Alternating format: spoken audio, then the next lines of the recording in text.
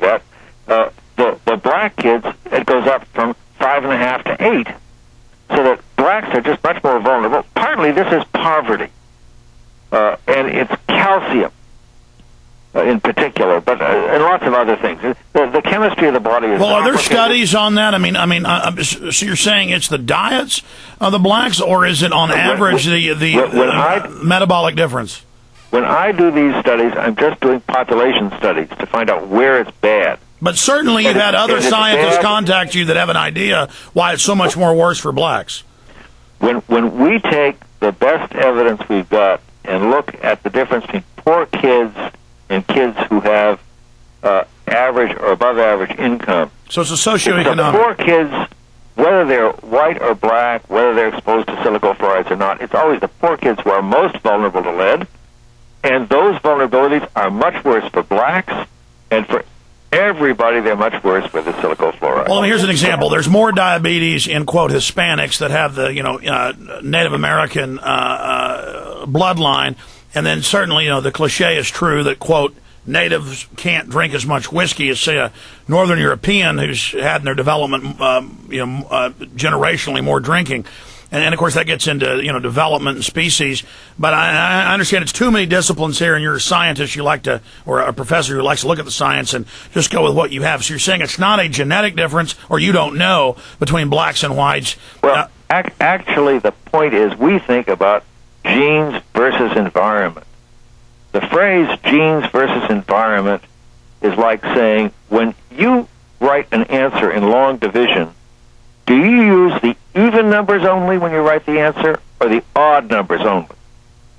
You're going to say, Masters, you idiot, I use both even and odd numbers. And I have to say, oh, you can use both even and odd ones. The point is that everything in life involves what are called interactions between the genes and the environment. And that's the problem with most professors and academics and scientists, is they do narrowly only look at one little area instead of that integration of the info.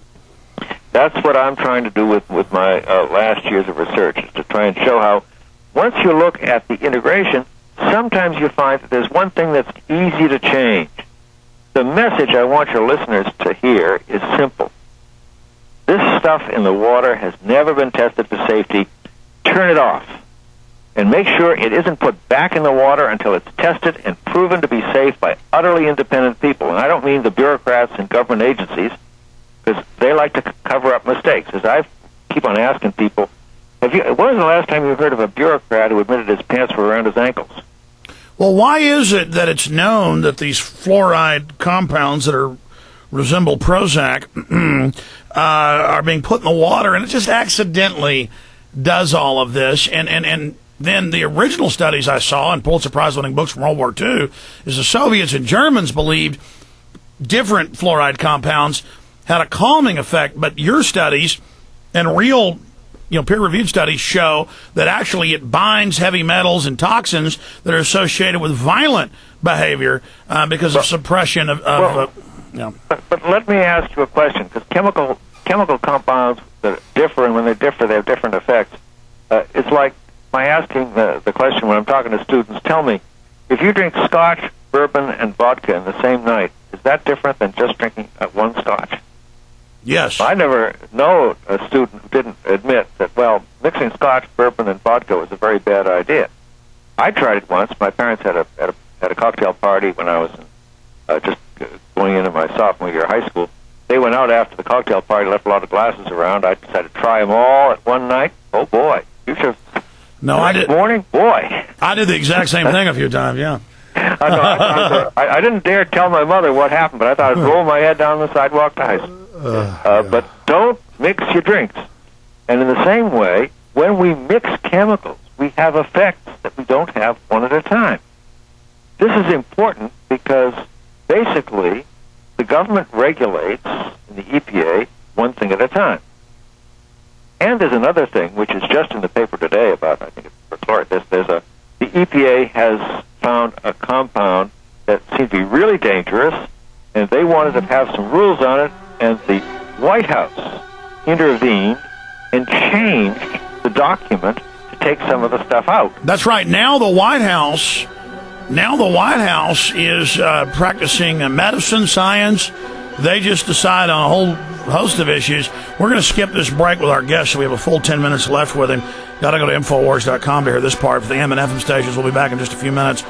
Roger D. Masters, research professor at Dartmouth College, is our guest. Okay, I'm going to skip this break and talk to him. Look, bottom line, I want to explain to the listeners out there, and this is a fact, that we're told it's just fluoridation. And they can argue about that and then argue about what type of fluoride. Calcium, stannous, sodium. But it's mainly, quote, sodium they claim they put in the water. But when you really look at it, it's the same thing I see with DU. They got a toxic waste, got to get rid of it. They just put it in weapon systems and spray it around everywhere. Or they've got to get rid of all the heavy metals and stuff that are left over from aluminum plants, and also the manufacture of different chemicals and the breakdown of petrochemicals making gasoline. And they just put that into lawn fertilizer and say, well, it doesn't get in our crops. Don't put it on crops you eat. But put it on your yard, and it's lead and arsenic and all these toxins, and your dog lays in it and its hair falls out, but it still runs right into your aquifer, so you drink it.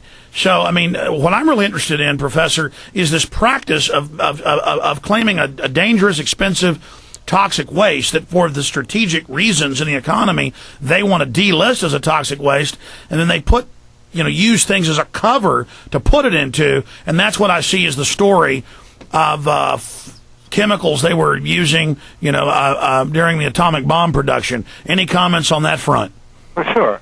The point is that if you think of humans, say 200,000 years ago, if you had some junk, I suppose you might throw it in water and say, well, it'll float down the river and be gone.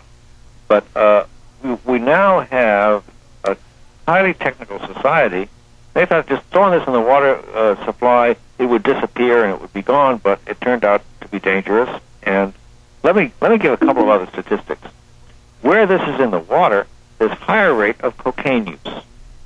Now, we measured that by the arrests, the proportion of people who are, when you arrest violent criminals, who test positive for cocaine. Where there's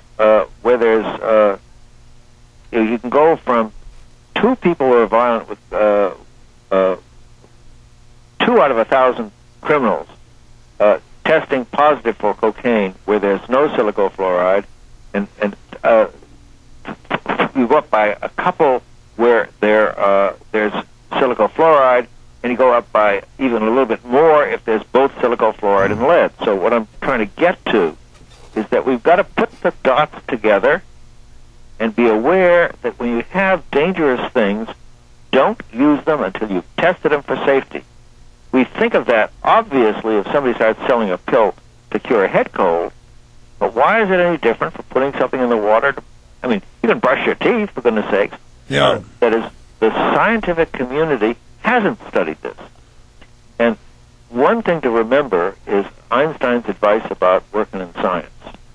He said that you had to be intelligent and very, very stubborn. A chemical engineer is intelligent. I'm just very stubborn. But the critical thing here is that when you have a new idea, what Einstein pointed out is, at first you're completely ignored. Nobody pays attention to you. We've been working on this for over 10 years, and at first absolutely nobody paid attention. Then you're attacked. Oh, this is junk science, this is foolish. And then ultimately, everybody's going to agree it's true. That's what Einstein had with relativity. And I think once people begin to ask the question, have you tested this stuff for safety? What's the evidence? My website, http, www.dartmouth.edu. Dartmouth is Dartmouth, college, .edu, / that little tilde, rmasters / pinfo.htm. We're going back to the full audience. Here we go.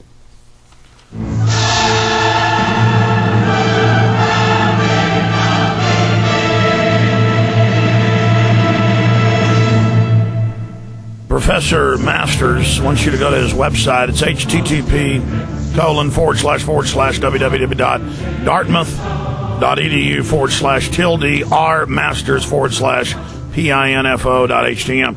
It's much easier just to type in Roger D. Masters into Google, and it's the top link that comes up. You can read his research papers and so much more. I mean, this is a nightmarish compound that they just accidentally decided out of the Manhattan Project to put in our water supplies. It was all just an accident, and it accelerates absorbing heavy metals and other toxins, causes massive increases in the brain, being drug addicted to cocaine. He was just going all over the study numbers on that.